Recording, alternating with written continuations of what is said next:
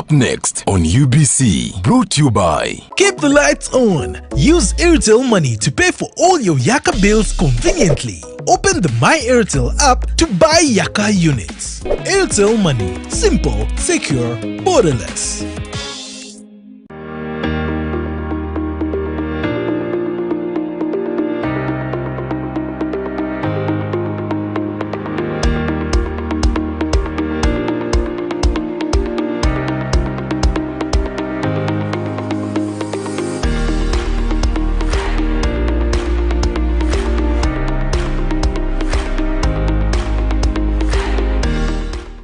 Good evening and welcome to the Best of a Good Life. I'm so happy to be here. I feel like dabbing a little bit.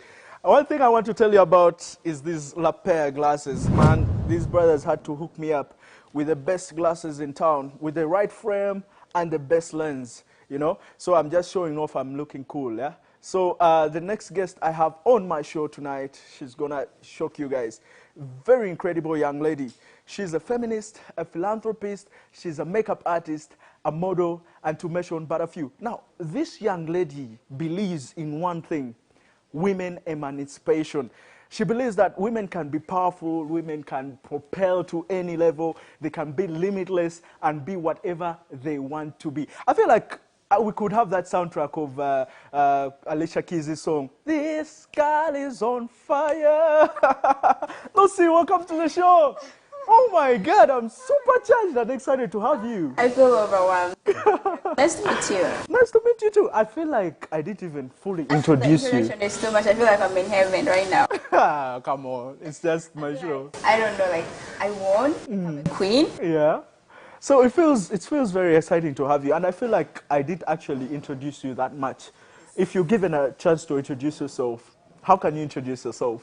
Please introduce yourself to my audience. My name is Lucy Karabo Joyce. Karabo? Yes. I'm a feminist. I'm a makeup artist. Yeah. I'm a commercial model. I'm a founder of Girls Lifeline Organization. Yeah. I am a girl child activist. Yeah. I come from the West Nile part of Uganda. Ooh. I'm a Kakwa by tribe. Whoa. But Karabo sounds a bit like you're from Soroti or I don't know. South Africa, maybe I'm from South Africa. It almost sounded like Chirabo. Yes. Yeah. So it's an adorable name. When you say that you're a makeup artist, of course, with no doubt, I can definitely see the look. She looks fly, Lois. What do you think about our guest and her? You know, the hair is on fleek, the fashion and everything is dope.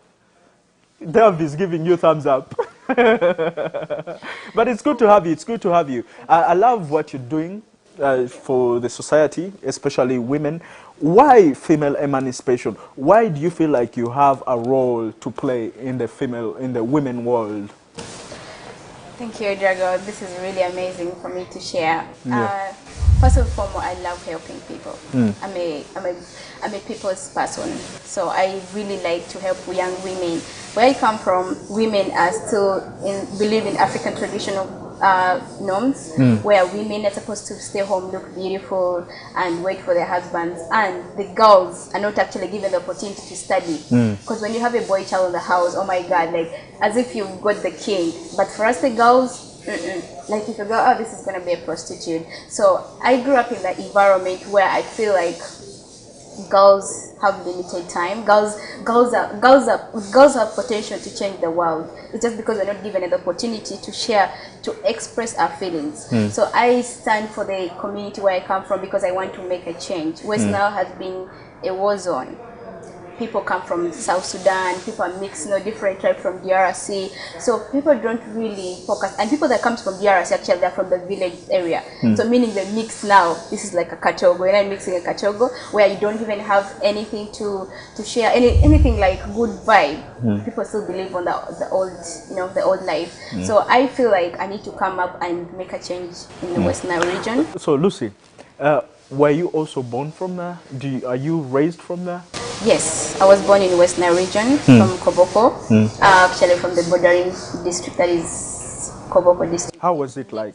It's really tough. Like life is not the same the way you think it's in Kampala. But unfortunately, I was lucky. I grew up in Kampala. So my whole life, I studied primary here, university here. So I Yeah, feel like which schools particularly? Let's go with uni.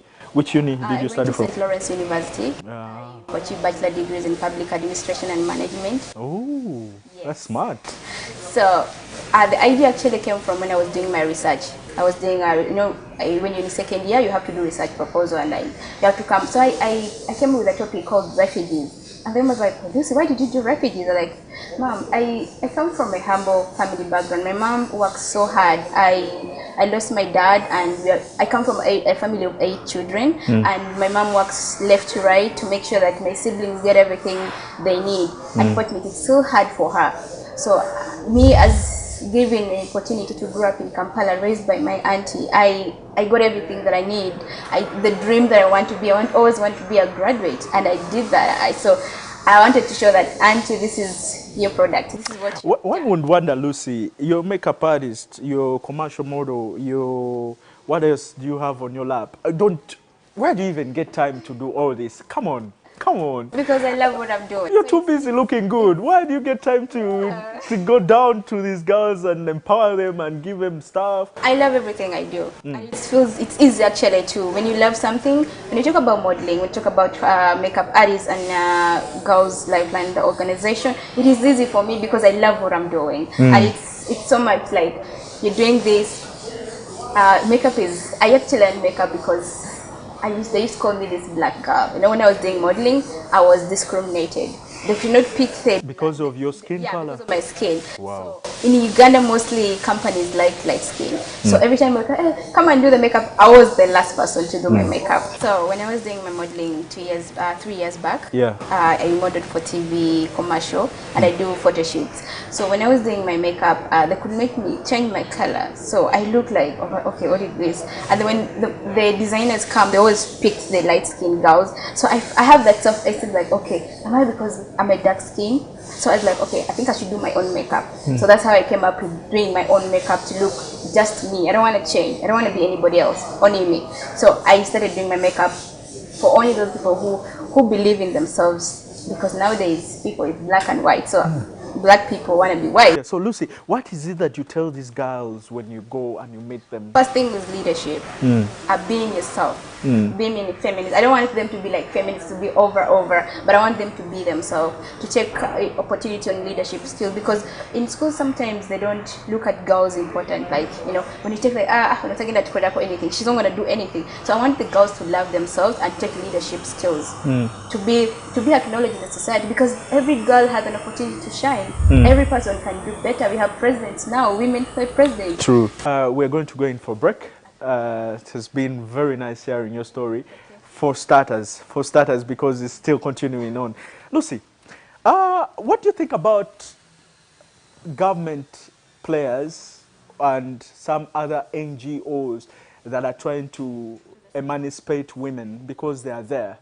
Are they doing the right thing? How are they doing it? Are they doing it in the Lucy way you want it to be? Why do you feel like you have to put a brick on that? Because they are there. Yeah, when you talk about the government institutions and international institutions, they work. They come here to work. Because it's there like is a job. Just Lucy, there is an initiative that was, I think, being introduced by the First Lady or the President's office. I don't know. Have you seen the adverts running on our TV about empowering women and skills? They even have, I think they have an institution just there closer to our UBC territory, yeah? It's called what? Skilling Uganda. Have you heard about that? I think a little bit. Okay, so how is yours different? When you talk about the international and government institutions, young people need to hear from the young ones. Because when you talk about the international, let me talk about UNHCR, because we work with the refugees. We move to different communities. We don't only focus on these, small communities.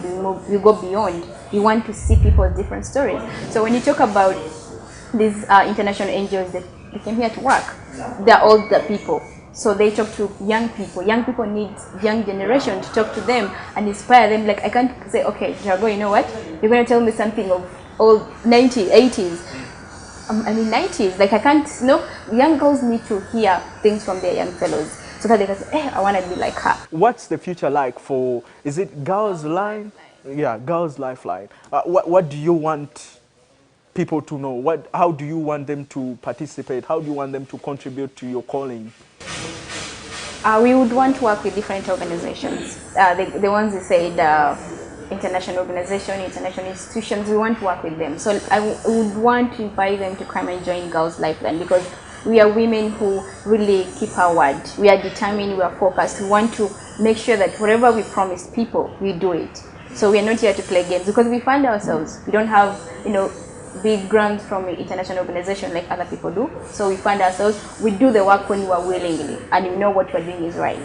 So we would like to work with different NGOs. I wanted to ask you this. I think I ran through you with this question when the cameras were not rolling, that what has been your greatest lesson with this whole experience? You as a person, going firsthand and getting information from these girls that need support, I mean, hearing their sad stories. I mean, what has it taught you about life?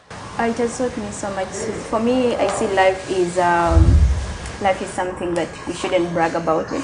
Life is short, and when you're rich, don't brag to people, don't show them, don't look down on other people. Just be down to earth, be you, because this world is not our home. It's a small world, so we need to love each other. We need to have the humanitarian heart. So let's all have that love for people, not because you want to see your friends crawling on the ground like a snake. That's why you feel happy, but that's not what. For me, I feel like I feel like for us, we should have that humanitarian heart. Okay, how do they contact you? How do they contact, first of all, Girls Lifeline, is it? And then Lucy as a person, how do they contact you? In social media? Yeah, social handles, yes. Girls Lifeline, our website is girlslifeline.org. Our Twitter is #GirlsLifeline03, that is Twitter. And then Instagram, Girls Lifeline Organization. What else? Facebook, Girls Lifeline Organization. How about you as Lucy, a person? Yeah. Lucy Joyce. Yeah, so will we be seeing you soon on another billboard or somewhere, slaying or flourishing? Yeah. Are you done with that world, or you can still pull out some? Commercial when it's necessary. Well, I'm willing to end the show in style. I'm going to have a selfie, but I would love to thank you guys for coming in. Thank you very much, and I wish you all the best in your pursuits. All right, until next time we meet, this has been Chilling. Thank you very much. Incredible work done by the team.